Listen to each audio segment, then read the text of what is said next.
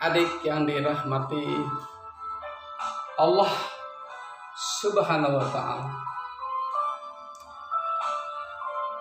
Jenis apa saja yang dikembangkan dalam ilmu pengetahuan pada masa kejayaan Islam?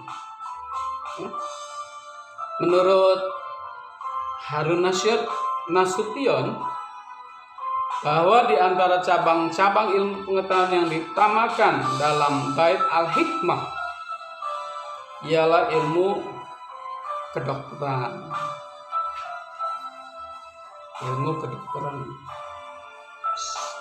Kemudian ilmu matematika, kemudian ilmu optika, kemudian geografi, fisika, astronomi, dan sejarah,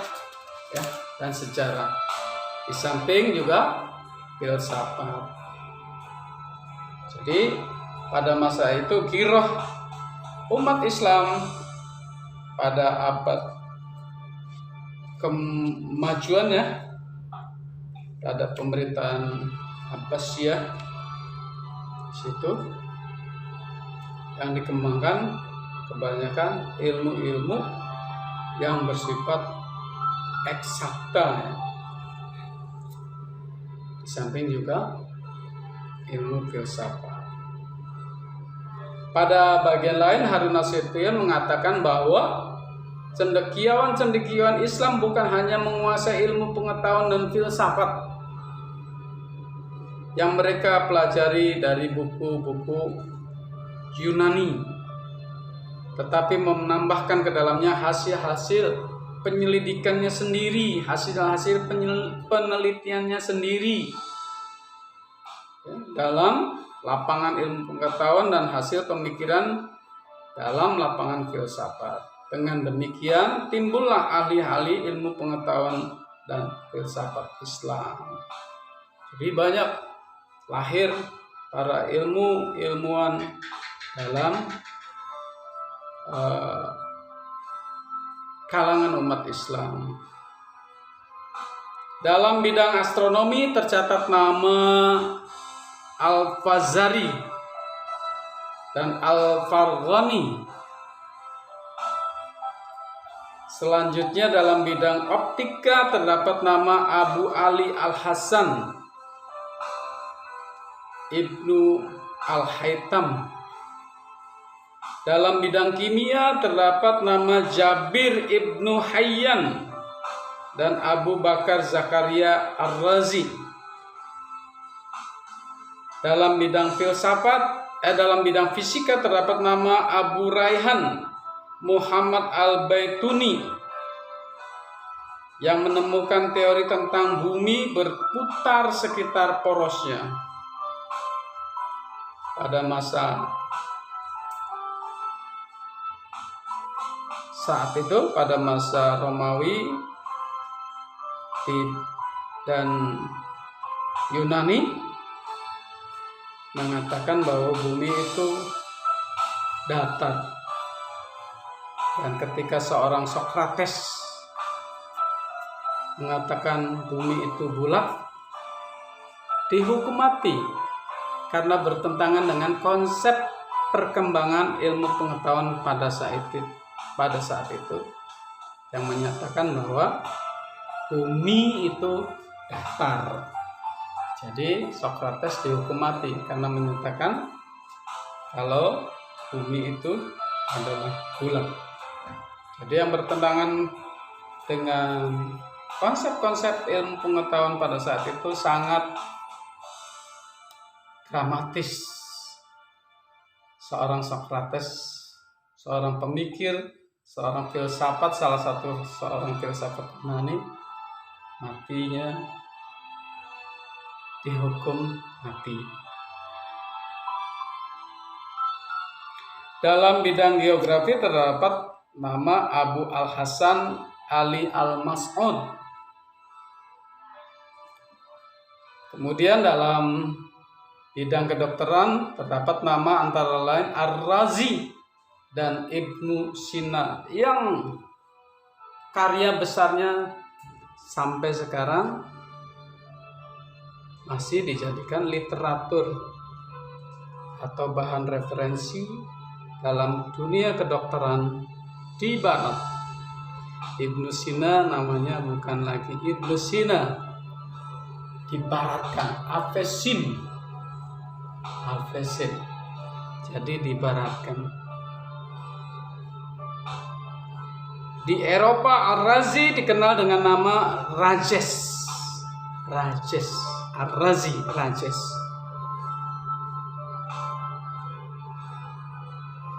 Di sini karya besarnya adalah membuat buku tentang penyakit cacar dan campak yang diterjemahkan ke dalam bahasa Latin dan Inggris dan menjadi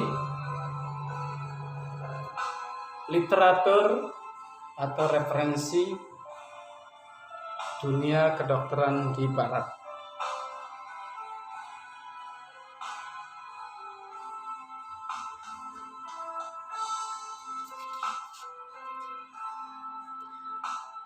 Selanjutnya dalam bidang pertanian terdapat nama Abu Muhammad Diyauddin. Kemudian dalam bidang hewan antara lain Abu Sa'id Abu Al-Malik Ibnu Quraib Al-Asma'i.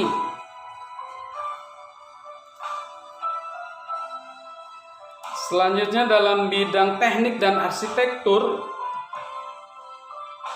yang dikembangkan kaum muslimin antara lain teknik pengairan yang digunakan untuk menyuburkan daerah tandus yang ada di Andalusia atau yang sekarang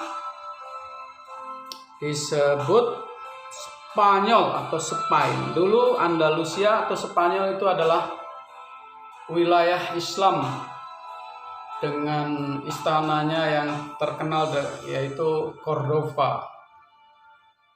Ya. 7 abad kemudian Islam di situ punya 2 alternatif, dihukum mati, keluar dari Spanyol, atau masuk Nasrani. Kebijakan pemerintahan pada masa itu. Selanjutnya sarjana muslim yang juga telah menguasai teknologi pembuatan kapal dan peta. Di sini disebut Ahmad Ibnu Majid. Misalnya dikenal sebagai ahli peta, ahli navigator, dan pengarang buku navigasi. Dalam bidang arsitektur terdapat nama Uqbah Ibnu Nafi yang pada tahun 670 Masehi berhasil membangun Masjid Agung Qairawan di Tunisia.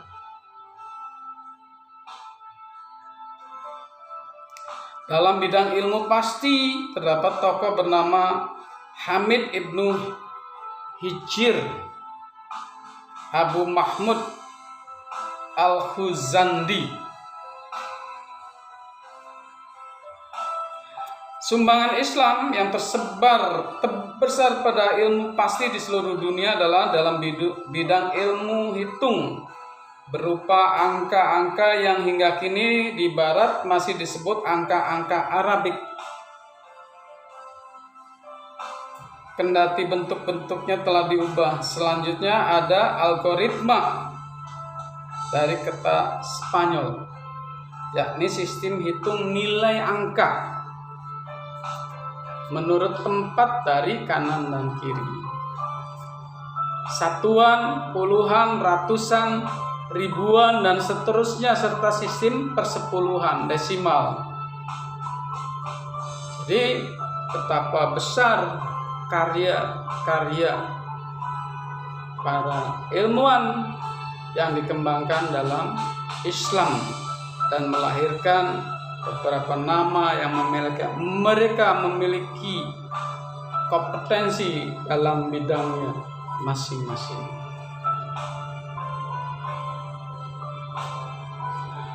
Dalam bidang filsafat tercatat nama Al-Farabi, Ibnu Sina, dan Ibnu Rushd. Al-Farabi mengarang buku-buku dalam filsafat, kemudian logika, jiwa, kenegaraan, etika, dan interpretasi tentang filsafat Aristoteles. Sebagian karangannya juga diterjemahkan ke dalam bahasa Eropa dan dunia pada umumnya. Umat Islam mengembangkan ilmu pengetahuan antara lain dalam bidang sejarah. Ilmu pengetahuan dalam bidang sejarah, sosiologi, dan hukum. Dalam bidang sejarah termasuk bidang yang sangat diminati. Hal ini antara lain ditandai oleh adanya para ahli sejarah yang menulis beratus-ratus jilid buku yang menurut kriteria modern pun dianggap mengagumkan karena kesamaannya dan keobjektivitasnya.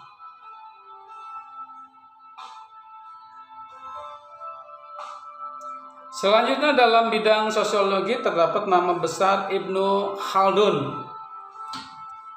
Ini dalam sosiologi muncul nama besar Ibnu Khaldun yang diakui dunia.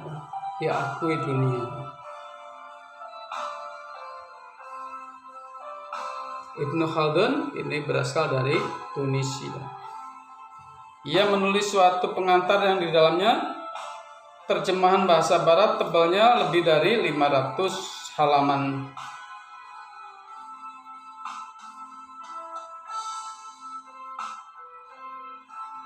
Di dalam pengantar atau mukadimahnya, ia menjelaskan kaidah-kaidah yang digunakannya dalam meneliti sejarah.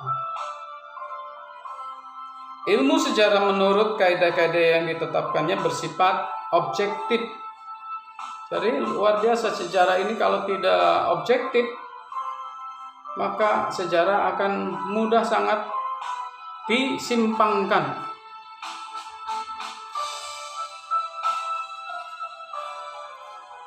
Artinya di sini objektif ilmiah, baik di dalam pengamatan, pengumpulan maupun pengujian fakta-fakta di dalam hubungannya maupun di dalam penyimpulannya dengan logika induktif. Menurutnya bahwa sejarah tidak boleh hanya sekedar menyampaikan kisah-kisah masuk akal maupun tidak dengan cara spekulatif, metafisikal, seperti pada mitos-mitos dan dongeng-dongeng kosmologi. Dalam bidang ilmu agama, umat Islam mengembangkan ilmu tafsir, hadis, fikih, teologi, tasawuf, sejarah Islam, kemudian dan sastra. Jadi begitu besar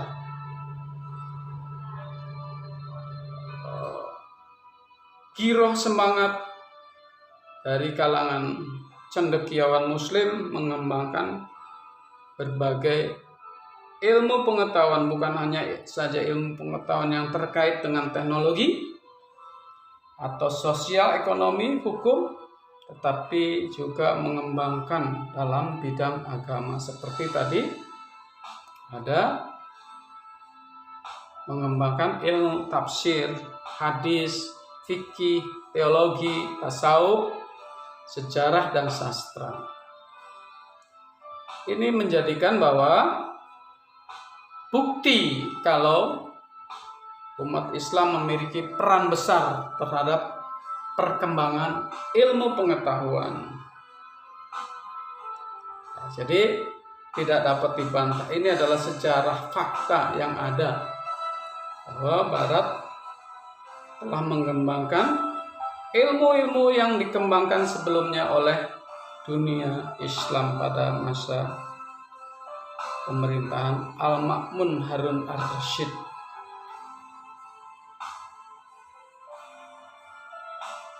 Adik-adik yang dirahmati Allah, selanjutnya apa sih sebenarnya faktor-faktor yang mempengaruhi? Di sini berkembangnya ilmu pengetahuan dan peradaban sebagaimana dikemukakan di atas tidak terjadi begitu saja. Ya, tidak bisa terjadi begitu saja. Melainkan karena adanya berbagai faktor yang antara satu dan lainnya saling mempengaruhi, saling mendukung. Didin Saifuddin misalnya menyebutkan ada 7 faktor, yaitu kontak dengan peradaban Yunani yang ada di Persia. Kemudian etos keilmuan para khalifah Abbasiyah, giroh atau perhatian besar pemerintahan Abbasiyah terhadap ilmu pengetahuan, baik itu ilmu pengetahuan umum, teknologi, ekonomi, hukum, juga terhadap ilmu pengetahuan agama.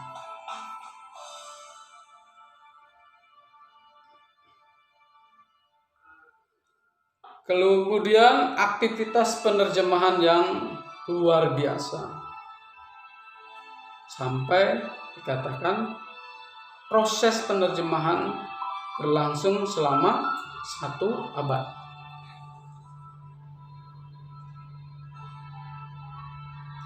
Berkurangnya, ini faktor selanjutnya, berkurangnya kegiatan ekspansi dan tidak adanya pemberontakan. Kemudian heterogenitas peradaban. Hetero itu adalah berbagai peradaban yang masuk dan mempengaruhi peradaban Islam. Disebutkan tadi peradaban Romawi, peradaban Yunani, peradaban Persia, peradaban India, dan peradaban Cina yang mempengaruhi. Saking heteronya, bermacam dalam kebudayaan yang ada di Barat, serta situasi sosial Baghdad.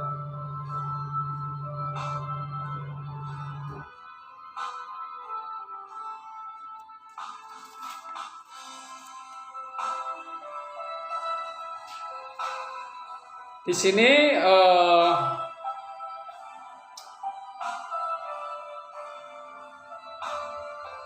terkait dengan faktor pertama, sejarah mencatat bahwa Persia jauh sebelum kedatangan Islam telah memainkan peranan penting dalam memasukkan filsafat Yunani ke Timur Tengah melalui Akademi Jundisafur yang berada di wilayah Kekaisaran Sasaniyah serta Salonika, Tesifon dan Nisapur. Peradaban Yunani dapat disebarkan di Persia yang kemudian berkembang dalam dunia Islam.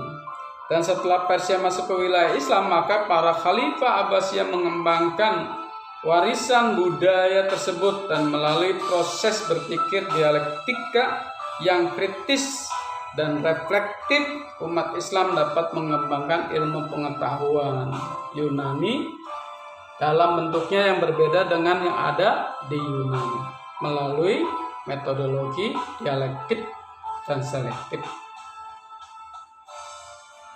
Selanjutnya yang kedua adalah etos keilmuan, yakni di samping para ulama atau khalifah yang dari sejak awal memiliki etos keilmuan.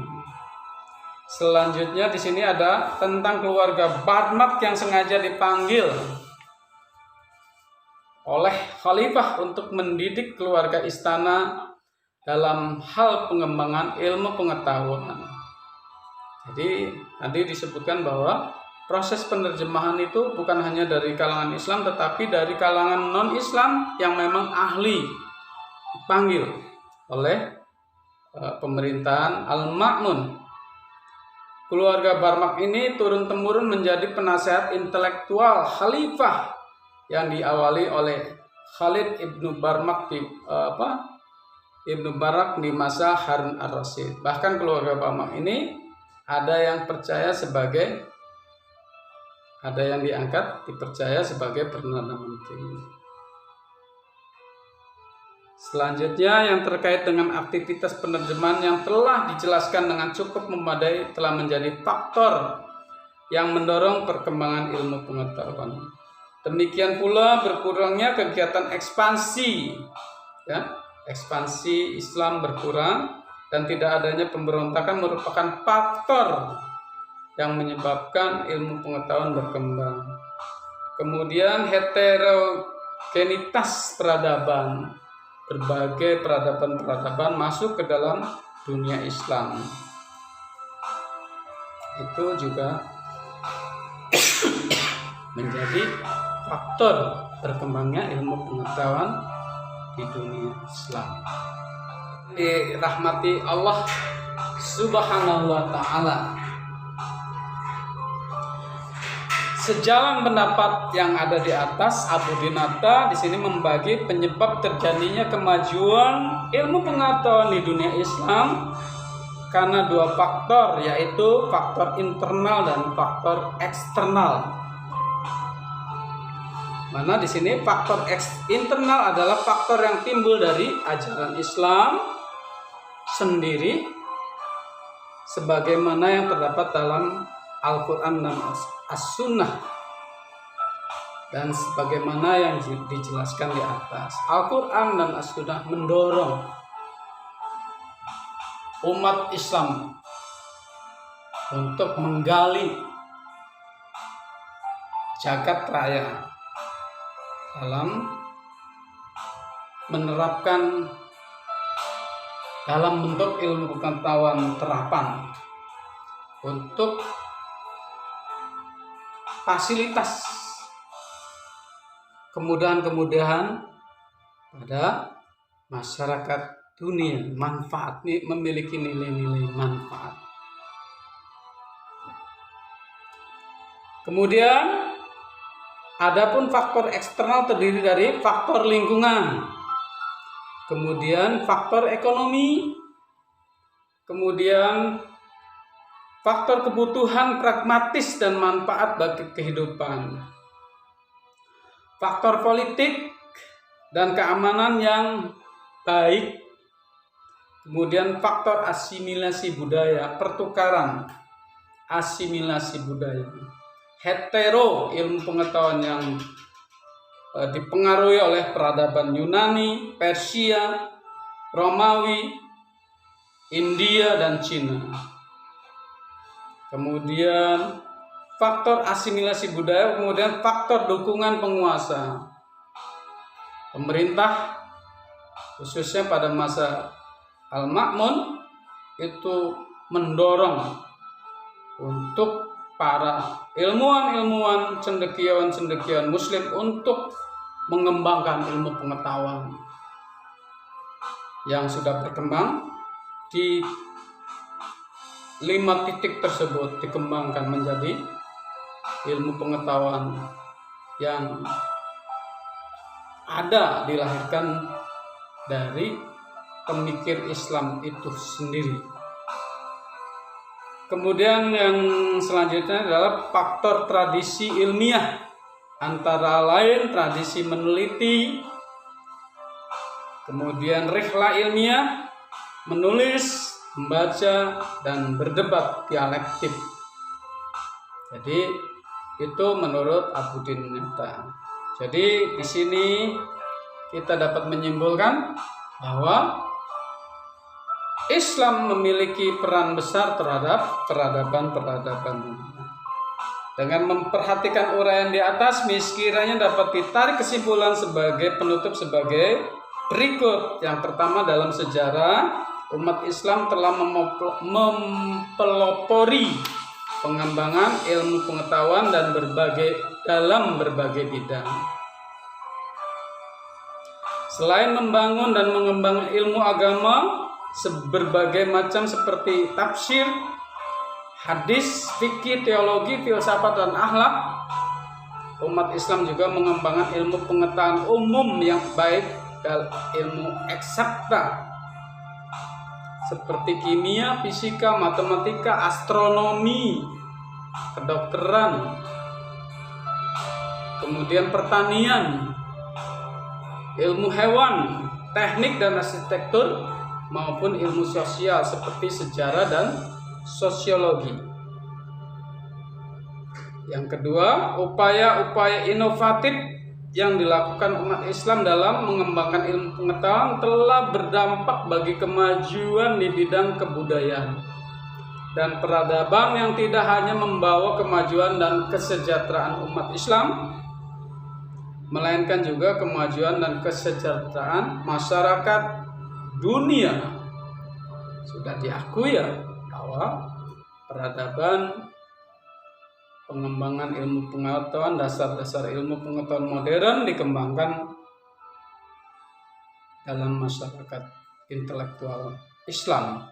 Yang ketiga, terjadinya berbagai kemajuan dalam bidang ilmu kebudayaan dan peradaban yang dicapai umat Islam tersebut terjadi karena berbagai faktor, antara lain sifat ajaran Islam yang mendorong pengembangan ilmu pengetahuan melalui bidang penelitian dan kajian, serta dukungan dari para khalifah, kemudian faktor asimilasi, sifat dan karakter masyarakat yang kosmopolitan, kesejahteraan ekonomi, keamanan, penerjemahan, dan tradisi ilmiah. Kita menggarisbawahi bahwa dalam sifat ajaran Islam mendorong mengembangkan ilmu pengetahuan melalui kegiatan penelitian. Jadi, itulah kiroh semangat umat Islam, para intelektual muslim pada masa Bani Abbas, pada pemerintahan Al-Ma'mun Harun Ar-Rasyid. Di situ pemerintah sangat luar biasa mendorong mengembangkan ilmu pengetahuan dari hetero atau berbagai sumber teknologi atau ilmu pengetahuan yang berkembang pada peradaban saat itu, yaitu Romawi, Persia, Yunani, India, dan Cina. Adik-adik yang dirahmati Allah Subhanahu wa Ta'ala, dengan demikian kita dapat menyimpulkan peran besar dalam sejarah Islam, memiliki peran besar dalam sejarah pengembangan ilmu pengetahuan.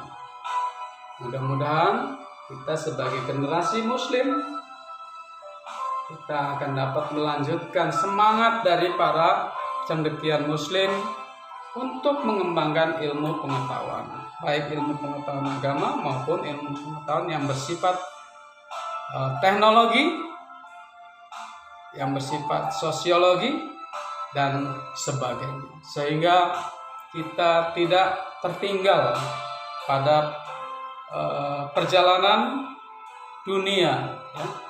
Sehingga umat Islam bukan hanya sebagai konsumen hasil dari ilmu pengetahuan, tetapi umat Islam dapat mengembangkan dan menjadi produsen ilmu pengetahuan yang dikembangkan. Amin. Adik-adik yang dirahmati Allah Subhanahu wa Ta'ala, mudah-mudahan kajian ini menjadi manfaat buat kita dan dapat dijadikan diskusi di kalangan kita, ya. Kemudian dapat dikomentari, dapat dikritik, sehingga menjadi berkembang. Dan adik-adik, mudah-mudahan kita sekali lagi, mudah-mudahan kita selamat dari bencana wabah dunia ini, dilindungi Allah Subhanahu wa Ta'ala. Adik-adik yang dirahmati Allah Subhanahu wa Ta'ala, tidak kali ini Bapak minta maaf apabila ada informasi yang salah. Silahkan dikritik, dan debatkan. Bapak sangat berduka, dan adik-adik jangan lupa kita selalu bersalawat kepada Nabi besar Muhammad sallallahu alaihi wasallam, sehingga mudah-mudahan kita mendapatkan syafaat di akhirat kelak. Allahumma shalli ala sayyidina Muhammad. Allahumma shalli ala sayyidina Muhammad. Allahumma shalli ala sayyidina Muhammad. Billahi taufiq wal hidayah.